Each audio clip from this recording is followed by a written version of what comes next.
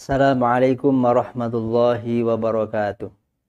Bismillah, alhamdulillah, wassalatu wassalamu ala rasulillah. Amma ba'du fala hawla wala quwata illa billah.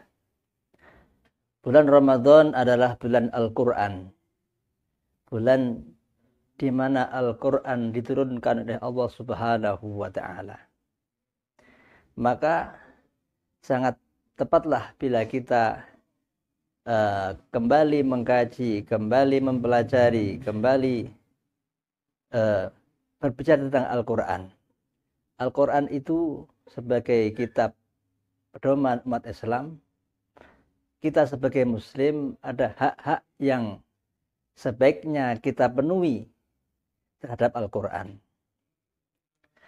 Hak yang pertama, Al-Quran itu kita sebagai Muslim harus bisa membaca Al-Quran. Iqra, harus bisa membaca Al-Quran. Bisa membaca, nanti harapannya bisa khatam dan selanjutnya. Kita syukuri di negara kita banyak sekali metode-metode cara agar orang itu bisa membaca Al-Quran. Ada Iqra, ada An-Nahdiyah, ada Qiraati, ada Tilawati, Al-Barqi, dan lain-lainnya. Dan yang paling lama, yang ketika saya masih kecil itu ada turutan atau Al-Baghdadi.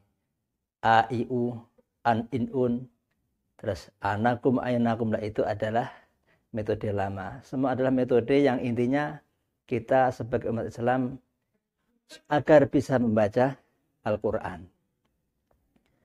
Dan kita syukuri di negara kita TPA sangatlah berjamuran di mana-mana. Setiap musola, setiap masjid, setiap dusun pasti ada TPA-nya, tempat orang-orang, tempat anak-anak belajar membaca Al-Quran. Ini merupakan karunia dari Allah Subhanahu wa ta'ala di mana seluruh muslim di Nusantara ini diharapkan bisa membaca Al-Quran.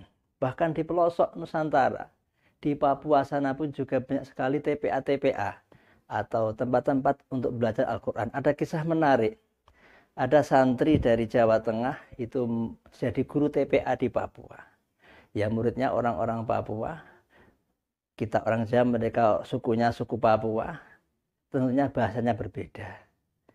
Ketika suatu saat santrinya tadi ada yang lama tidak masuk. Kemudian gurunya bertanya, di mana ini? Si A ini kok lama nggak masuk? Pak Ustadz, dia sakit. Akhirnya sebagai guru yang baik ingin menjenguk santrinya yang sakit tadi. Setelah dijenguk, ternyata yang sakit bukan santrinya. Loh, kamu sehat kok? Katanya sakit. Bukan Pak Ustadz, yang sakit itu anjing saya. Ini gara-gara anjingnya tidak masuk, ini hanya sakit, dia tidak masuk. TPA itu di Papua. Walaupun mereka sudah belajar TPA, tapi masih milah anjing juga. Itu ya keberagaman yang ada di sana. Kemudian anehnya si santri tadi bertanya kepada Ustadz, Ustadz tolong ini anjing saya diobati, disuwuk. Biar anjing saya ini waras, sehingga saya bisa ngaji lagi. Ustadznya bingung, ini kok nyuk anjing gimana? Ya punya ijtihad sendiri, punya cara sendiri, akhirnya didekati anjing itu. Bismillahirrahmanirrahim. Su-asu kowe waraso. Disebut lah gitu. Ternyata biiznillah dengan doa Ustaz tadi anjingnya waras. Kemudian anak tadi kembali sekolah lagi. Dan ketika suatu saat Ustaznya ini menderita sakit juga. Akhirnya si santri tadi, loh ini Ustadz kok enggak ngajar kemana ini? Oh Ustadznya sedang sakit, oh gitu.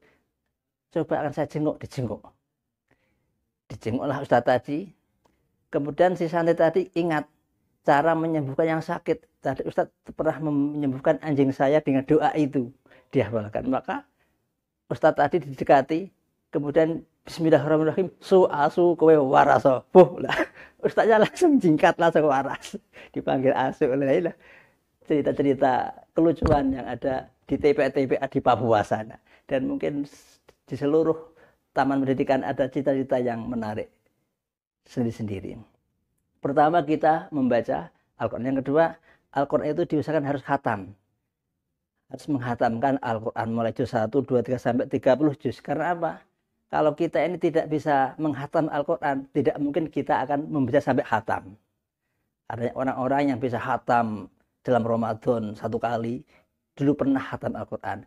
Mungkin dalam Ramadan ini ada yang khatam 3 kali, dipastikan ngajinya pernah khatam Al-Quran. Kalau tidak pernah khatam, ya tidak mungkin dia menghatamkan.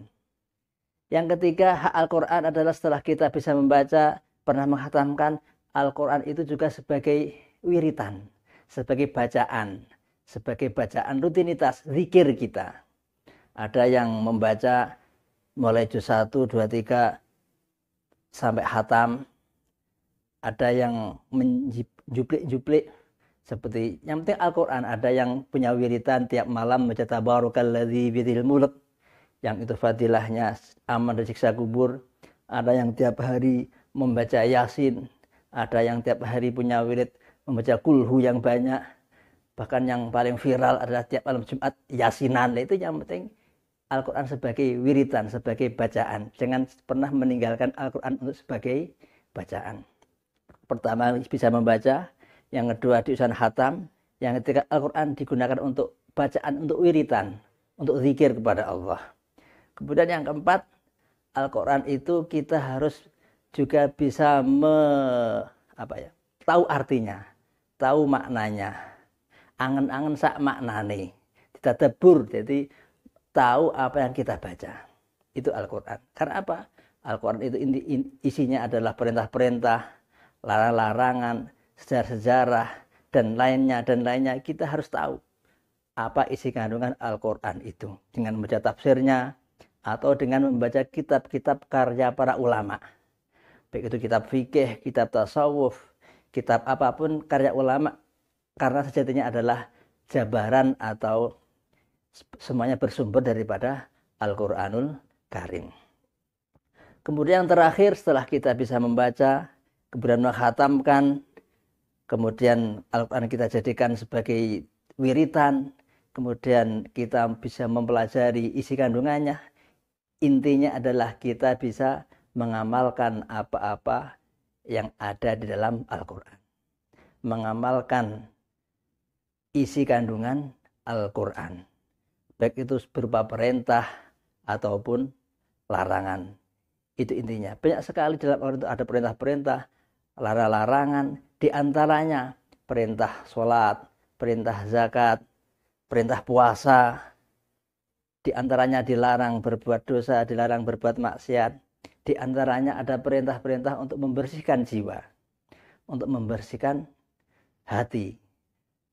Sebagaimana dalam surat Asy-Syamsi itu, wasyamsi wadduhaha wal qamari idza talaha, itu Allah bersumpah sampai 8 kali. Kemudian fa'alhamaha fujuraha wa taqwaha, Allah mengilhamkan kepada manusia fujur dan takwa. Qad aflaha man zakkaha wa qad khaba man dassaha. Kemudian benar-benarlah beruntung orang yang membersihkan jiwanya, dan benarlah celaka orang yang mengotori jiwanya. Itu prakteknya, amalannya.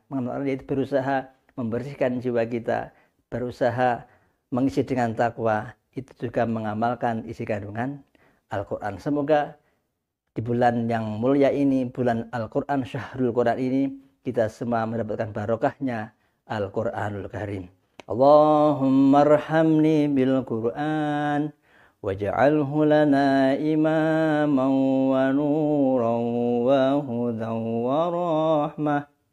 Allahumma dhakkirna minhu ma nasina wa 'allimna minhu ma jahilna warzuqna tilawatahu ana al-layli wa atrafan nahar waj'alhu lana hujjatan ya rabbal alamin.